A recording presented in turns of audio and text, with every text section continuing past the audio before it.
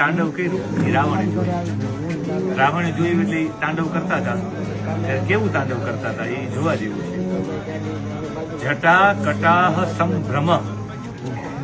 આ જટા હતી મહાદેવજીની, એની ઉપર આમ અંબુડી હતી જટા, એને કટાહ એટલે કમંડલ કહેવાય. જટાની ઉંમર કમંડલ જેવી અંબોડી હતી.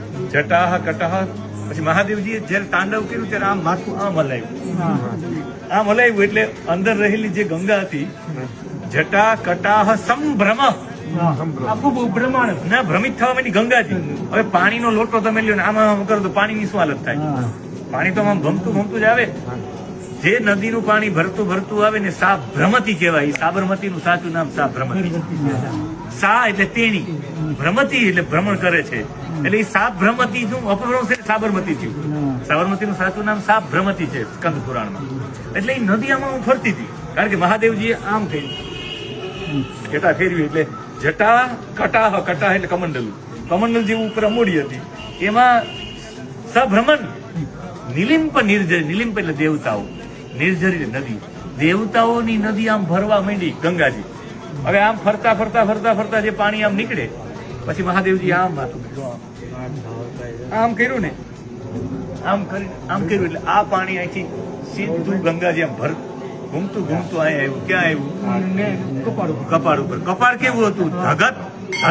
ધગત જ્વલ લલાટ પટ્ટ પાવકે. એ ધગત એકદમ ગરમ હોય ને, એમ ધગધગતું હોય ને. લલાટ પટ્ટ પાવકે. પાવક એટલે અગ્નિ. આ ત્રીજું નેત્ર હતું, અગ્નિ હતું. આ એકદમ ઠંડી નદી, ઠંડામાં ઠંડી નદી. આ અગ્નિ ઉપર થઈને પાણી નીકળે. આપણે પ્રાઇમસ રાખીએ પાણી ઉપરથી ગરમ થાય તો ગરમ થઈ જાય, તો આ અગ્નિમાંથી ગંગાજળ નીકળ્યું હોય. એક તો ગંગાજળ ની અહીંથી નીકળ્યું હોય ને અહીંયાથી આમ આવે, એમાંથી આમાંથી થઈને આવે ને અહીંયાથી થઈને આવે ને પછી અહીંયા આવે. જટાટવી ગલજ્વલ પ્રવાહ પાવિત સ્થલે ગલેવ અવલંબ્ય. ગલામાં અવલંબ એટલે વિટાયેલો હતો. શું? સર્પ. ભુજંગ એટલે સર્પ. હવે ગરમ પાણી આવે તમારી ઉપર પડે, તમે શું કરો? ના ભાગવા જ માંડો ને. સર્પ ઉપર ગરમ પાણી પડ્યું, ઓલું ગરમ પાણી પડ્યું એટલે સર્પ આમ લાંબો થયો. તુંગ માલિકામ, જેમ માળા છે, માળા આમ લાંબી થાય એમ સર્પ લાંબો થયો. અને પછી લાંબો થયો તો ભગવાન હાથમાં ડમરું વાગતું હતું. તો સર્પ અવાજ સાંભળે તો ભાગે, તો સર્પ આ બાજુ આમ જાય, કઈક આમ જાય. એટલે ખાલી મહાદેવ ની સર્પે નૃત્ય કરતો.